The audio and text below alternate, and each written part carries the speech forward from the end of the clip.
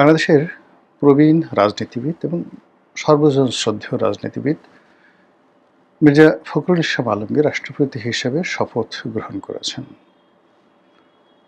বিএনপির যারা ঘোরতর শত্রু তারাও আসলে এই ভদ্রলোক সম্পর্কে নেতিবাচক কোনো কথা বলতে পারবেন না।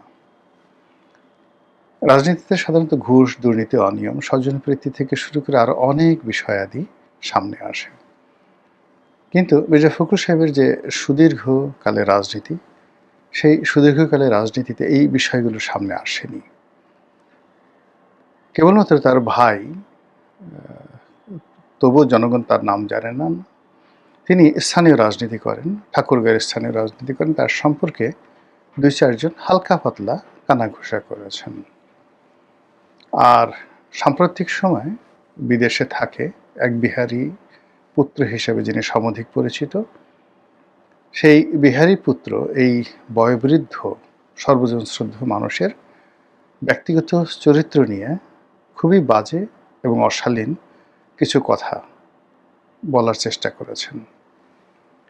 তো রাজনীতিবিদদের সম্পর্কে ইন জেনারেল যে সকল নেতিবাচক বিষয়াদি থাকে, সেদিক থেকে যদি বিবেচনা করেন, এই দুটো বিষয় ছাড়া একজন যাকে বলা হয় প্যাথোলজিক্যাল লায়ার। প্যাথোলজিক্যাল লায়ার মানে তার রক্ত এবং মাংসে মিথ্যা মিশে আছে। প্যাথোলজিক্যাল লায়ার মানে তার বাবা মিথ্যুক ছিল, মাও মিথ্যুক ছিল, এবং সাধারণত দেখা গেল যে পিতামাতার যে সঙ্গম, সেই সঙ্গমের মধ্যেও গণ্ডগোল থাকে।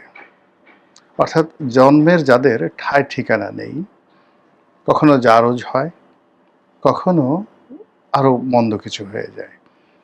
তো এই রকম মানুষগুলো সাধারণত যখন জন্মের পরে অনবরত মিথ্যা বলতে থাকে উদ্দেশ্য প্রণীতভাবে, স্বার্থ নিয়ে, তাদেরকে বলা হয় প্যাথোলজিক্যাল লায়ার।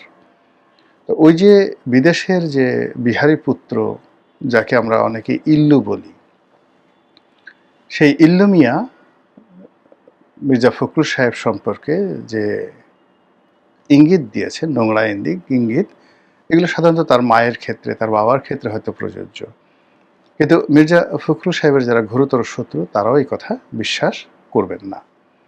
তো এরকম মানে যারা প্যাথোলজিক্যাল লায়ার, এরকম একজন লায়ারের বক্তব্য ছাড়া বাংলাদেশে যারা বসবাস করেন, এরকম কোনো মানুষ এই ভদ্রলোক সম্পর্কে কোনো বাজে কথা বলেনি।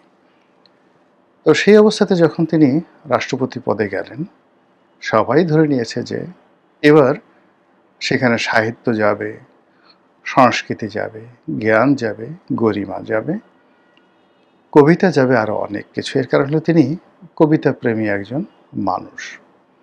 কিন্তু যেদিন তিনি শপথ নিলেন, সেদিন নানা কারণে সেই শপথের অনুষ্ঠানটি কেমন যেন কালিমা যুক্ত হয়ে গেল। বহু সংখ্যক মানুষ সেদিন উপস্থিত, স্মরণকালের সবচেয়ে বেশি মানুষ একটি অনুষ্ঠানে উপস্থিত হয়েছেন।